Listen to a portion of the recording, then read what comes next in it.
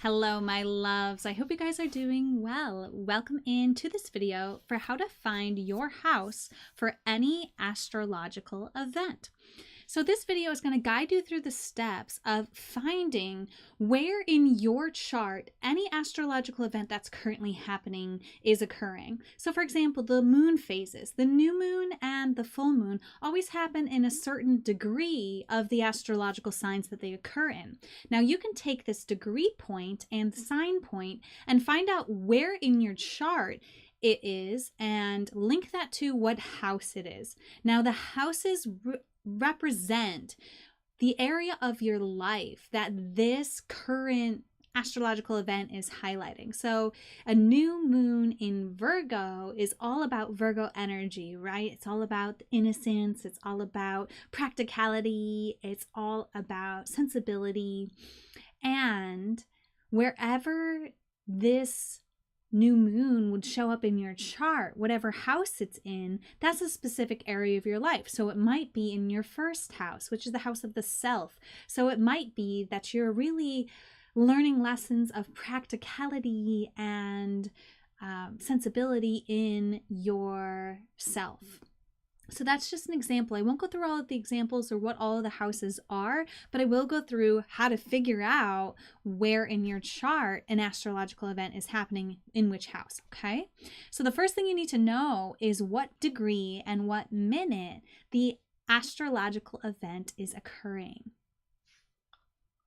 So in order to do that, I like to go to cafeastrology.com. It's an amazing website. They have an amazing list of the astrological events that happen every year, and they list the degree and minutes that the events occur in. So we are going to go to that website. It's linked in the description here, the link to the astrological events page, but it's just linked for the current year. So if this is past 2022, you're going to need to know how to find it from the home page. So I'm going to take you to the home page and show you how to find that. So we have here, maybe. Okay, so we have here, we're going to go to cafeastrology.com, and this is just their homepage.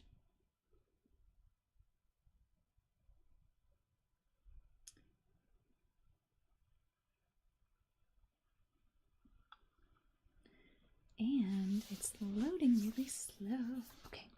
So from their homepage, you're going to scroll down. There's a lot on this site, so you're going to have to scroll down for a little bit. You're looking for the astrology of the current year. It starts with the horoscopes for the year. So you have to scroll past that part. And right here is the astrology for the current year. This is the year 2022, and this is recorded. So that's what's here. You're going to click on the link. That's going to take you to this astrology of the year page. So here we are at the planetary overview. We're just going to scroll down to this first chart, the 2022 calendar. And you can see here the date, the time, what is happening, and the degree that it moves into, okay? So I'm going to scroll down to use for our example the most powerful astrological event of 2022, which was the Jupiter-Neptune conjunction in Pisces. So you see over here, it says Jup, which stands for Jupiter, 23, which is the degree point, PIS, which stands for Pisces, and this 59 with the apostrophe here, that's representing the minutes. So the minutes always have an apostrophe, okay? And it happened in the same degree and same minute. Jupiter and Neptune were conjunct, which means together in the same point, the same degree mark and minute, okay? That's why it peaked on the 12th. But they were actually very close to each other for a few weeks. So we are going to find out how to find out where 23, 24, okay, because 59 minutes, there's only 60 minutes, right? So this is 1 degree point away from 24. So we're going to look for where 23, 24 degrees Pisces is in a few chart examples. So you're going to need your birth chart. I recommend going to Cafe Astrology to run your birth chart. I did a how-to video to take you step by step how to do this. It's linked in the description here, but I will also take you there right now just to show you. It's astro.cafeastrology.com/natal, like think prenatal, .php, page has power .php, okay? And you're going to go there, and here is where you enter in all your birth information. Now you need your birth time. If you don't know your birth time, I created a video for how to find your birth time using a pendulum. I absolutely recommend getting a birth time so that you can find out the energies that were at play when you took your first breath. It's so supportive to know these energies and to work with these energies. So I absolutely recommend doing that.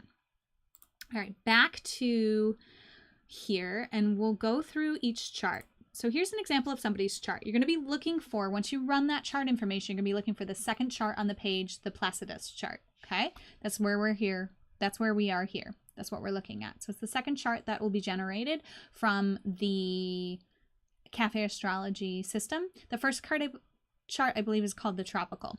Anyway, the ascending sign, so that's a sign that was on the horizon when you were born. That's always where the first house is. So this person's first house is in Leo because their ascending sign is Leo. Leo was on the horizon when they were born. So it starts in that sign and it goes all the way down through all the houses. So we're going to look for where 23, 24 degrees Pisces is in this person's chart. So we're looking down this chart and we find Pisces 18 degrees 38 minutes is in the IX house, which is the 9th house. And the one thing you have to know about this chart is the degree points start from 0 and they go to 30, okay? So this house starts in 18 degrees, so it's going up numerically. So 23, 24 is after 18. So it means that this person has 23, 24 degrees Pisces in their 9th house. So that conjunction really was highlighting the 9th house for this person. Okay. And if you want to know what the houses mean and dive in a little bit deeper to that information, I recommend labyrinthos.co. It's also in the description here. I love their graphics and I love their descriptions of the houses. So that's just my recommendation, but you can just Google it. They'll give you a general information about each house if you want to know more. All right, let's look at another chart. Okay, so this person has ascending in Capricorn. That's their first house. We're going to find where Pisces 23, 24 is. Now, I love that I pulled this chart because if you notice, none of these say Pisces. So you have to know a little bit about the order of the astrological signs in order to be able to read this chart in this example, because Pisces isn't listed. Pisces is the last sign of the zodiac. Aries is the first. So Pisces happens between Aquarius and Aries. And we look at this person's chart. Aquarius is in their second chart in 21 degrees. And Aquarius covers all of the energies from that degree point until Aries 3 degrees. So Pisces is in the middle of that and not even listed in this chart. So Pisces 23, 24 degrees for this person happens in their second chart. So don't worry if it doesn't say the sign. The sign is just when the house moves, when it starts, essentially. So you can have, so you see this person has 2 Scorpios, 2 Tauruses. So Taurus rules their 4th house and their 5th house, and Scorpio rules their 10th and their 11th house. And they're missing a few signs as far as rulers of the house, which generally plays into how their energies express in their lives. Okay, let's look at another chart just to get used to this. This is another person's chart. Their ascending is in Virgo. And we're going to find Pisces 23, 24. And look, so Pisces happens, it moves into Pisces 2 degrees, 18 minutes in the 7th house. And it moves into the 8th house at 25 degrees Pisces. So 23 and 24 is right at the end of this person's 7th house, but it would happen in their 7th house. So that conjunction that happened on the 12th in 23, 24 degrees Pisces happened in their 7th house. Okay. I am going to pull up this same person's wheel chart to show you how to see this on a wheel chart. For those of you who might have wheel charts, you can find this wheel chart through the Cafe Astrology chart generator. It's down towards the bottom after all the descriptions of the energies in play of your chart. And I usually click on enlarge this chart because that diagram has the degree points that I'm going to be showing you here. The smaller diagram doesn't have the degree points, okay? But let me show you what it looks like. There. Okay, so it looks like this. And don't worry, we're going to zoom in. So on this chart, we're going to want to find where Pisces 23-24 degrees is. So let's blow it up and dive deeper. Okay, here's the symbol for Pisces. The sign is 2 parentheses backwards with a line going through it. You'll have to know the astrological symbol, which is, you can just Google what is astrological symbol for Pisces. So it's this right here, the pink sign with the 2 parentheses and the line through it. Okay, and we have to know where 0 is in Pisces, right? Does it start at the top or the bottom? Well, Aquarius is the sign before Pisces. So 0 is this line that divides the Aquarius, which is these lines, these wavy lines. That's the Aquarius symbol. So 0 starts at this red line here. Now you see the 7th house has a line going to 2 degrees, right? This person had, just a reminder, this person had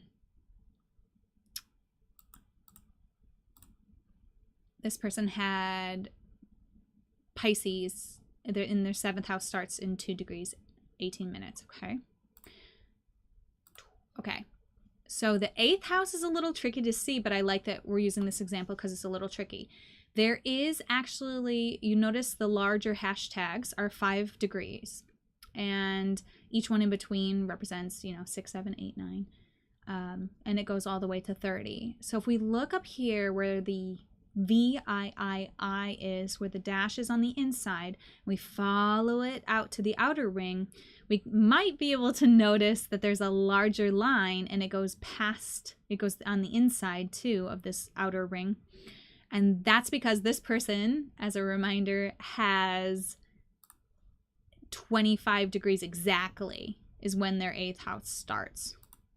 So that's why it's exactly on that 5 degree marker. Okay, so 23 and 24, you just got to count the hashes, right? From 0, which is this red line, we count 5, 10, 15, 20, 1, 2, 3, 4, and we notice that it's still in the 7th house in this example.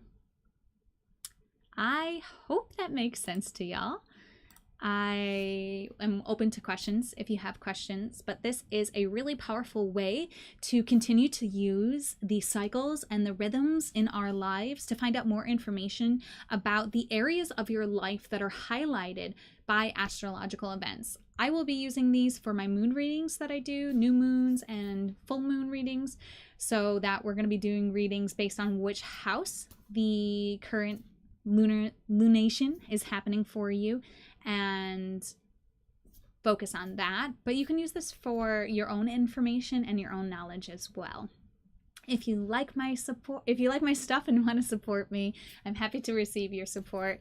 Devoted and Vulnerable is the name. You can go to paypal.me/devotedvulnerable to offer financial support if that feels good and right to you, or check out our website at devotedandvulnerable.com. And that's it. I hope you guys are having a great day. And as always, namaste.